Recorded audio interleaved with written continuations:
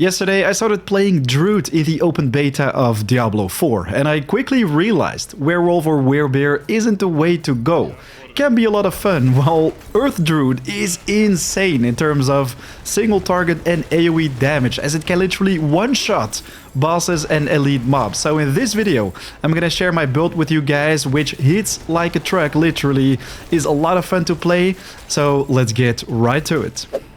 Alright, so here we are in the tunnels of Zagral. I definitely recommend you to check out this place, which is inside the Anikaz claim, a little bit to the east of Kyovashad, as it's an awesome place to quickly level up, as there's plenty of elites right here, so a lot of fun to farm for legendaries as well.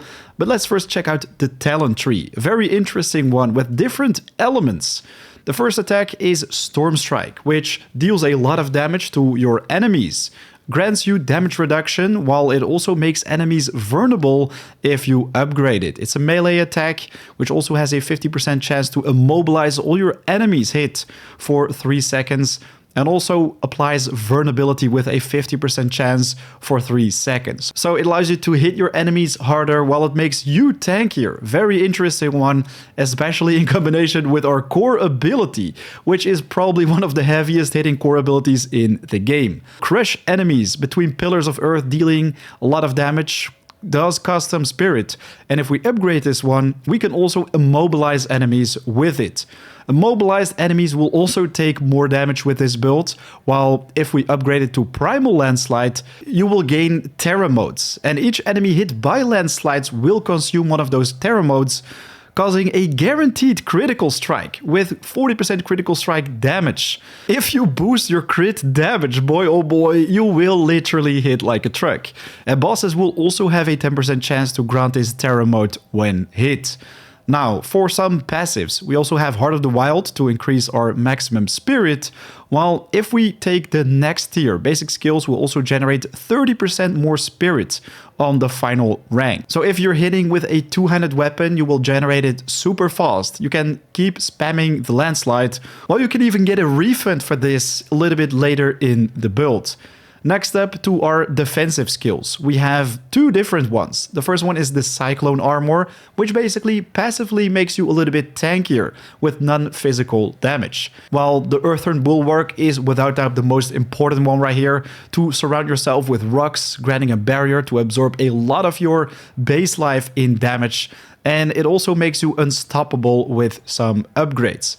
Removes all control impairing effects, and on the final tier, it will also give you extra base life as Fortify. Definitely recommend you to go for the Fool, as you will need this to become extra tanky, while we also have a point right here in the Liberating Roar. We're not gonna need it, it's because of our armor. And on companion skills, I take the Ravens, as these will passively fly above you, periodically attack enemies, while if you activate it, it will swarm the area with ravens, deal damage over time. And the damage over time is not necessarily the most important part about this spell. This is basically what you're looking for. You have 5% increased critical strike chance for 6 seconds against enemies hit by ravens. And on the final tier, you can even apply vulnerability to them as well. So we have a higher chance to crit all enemies inside. They have vulnerability on them to deal even more damage against all targets.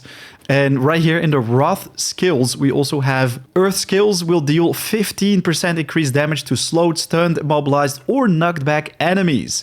Crowd controls one basically, and our core ability is a Earth skill, so it will deal so much more damage, while our ultimate ability right here is Petrify. Encase all nearby enemies in stone to stun them for almost 5 seconds. Deal 25% increased critical strike damage to enemies affected by this.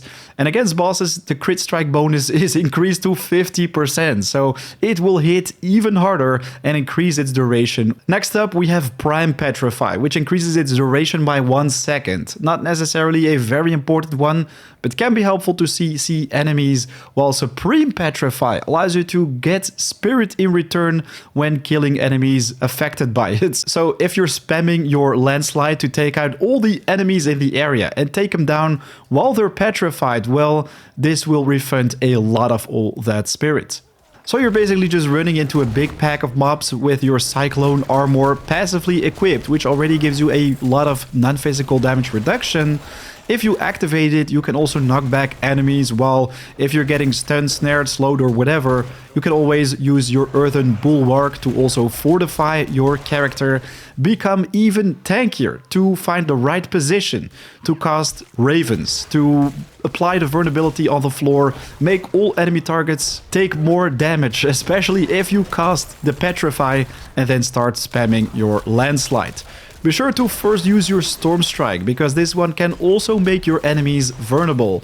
And the crazy thing is, you don't even need the Petrify, as it has a almost 1 minute cooldown to take out your enemies. Only the Ravens with a 14 seconds cooldown will already pretty much do the job with that vulnerability, while you can also apply it with your basic attack. So yes, as you can see, a lot of damage dealt, probably one-shotting all the elites in the area, and it can sometimes even take out bosses in the final boss room in only seconds.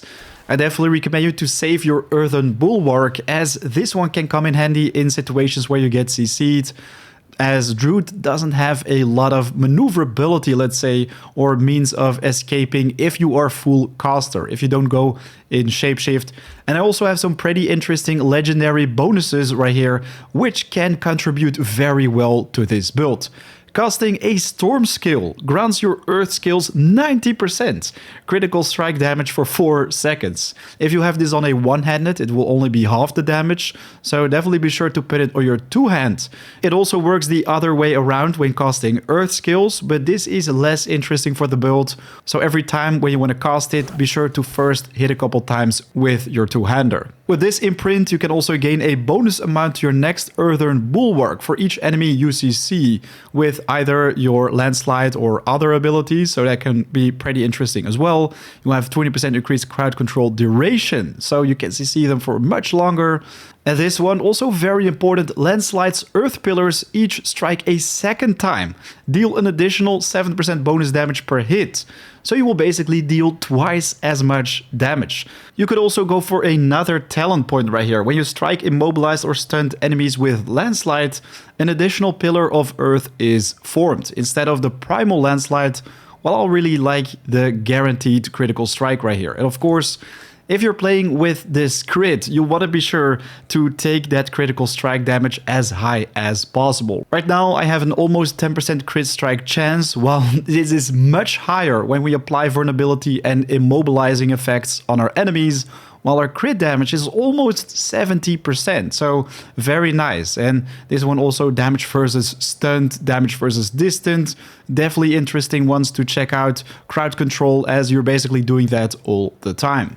Alright, so there you have it, a very powerful one-shot build for Druid casters, focusing on Landslide's core ability and a lot of crowd control, while you become pretty tanky with it as well. Let me know in the comments what you think about it, would love to hear your thoughts, and of course, if you're planning on testing it out in the beta, share your findings in the comments down below. I'm also pretty curious what you guys think about Werewolf and Werebear Druids versus Caster Druids, as I think they feel a lot less powerful. Ladies and gentlemen, a big thanks for watching. Be sure to leave a like if you found this video helpful, and yeah, be sure to subscribe if you want to stay in the loop with future content. Right now, it's 4 AM out. I want to wish you an awesome day. I'll see you in the next one. Peace.